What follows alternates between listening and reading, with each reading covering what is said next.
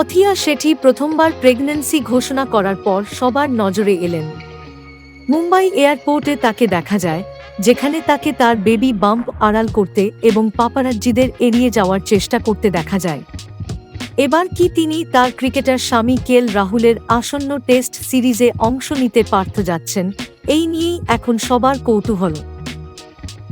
নভেম্বরের প্রথম সপ্তাহে আথিয়া শেঠি তার স্বামী কেএল রাহুলের সাথে এই সুখবরটি শেয়ার করেন।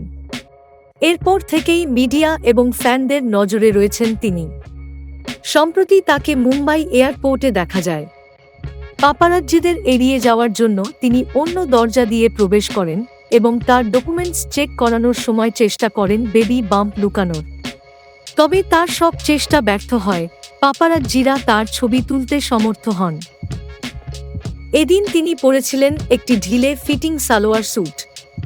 তার পরনে ছিল একটি প্রিন্টেড কুর্তা, ম্যাচিং প্যান্ট এবং দুপাট্টা। হালকা মেকআপে এবং খোলা চুলে তিনি বেশ গ্রেসফুল লাগছিলেন। তার সাম্প্রতিক পাবলিক অ্যাপিয়ারেন্সে তাকে বেবি বাম্প ঢাকার চেষ্টা করতে দেখা গেছে।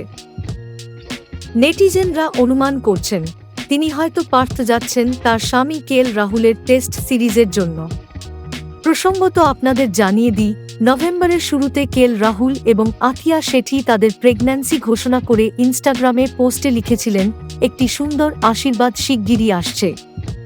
2025 তাদের এই সুখবরের পর বলিউডের অনেক তারকাই তাদের শুভেচ্ছা জানিয়েছেন, যেমন বরুণ ধাওয়ান, পরিণীতি চোপড়া, খুশি কাপুর এবং কিয়ারা আডভানি।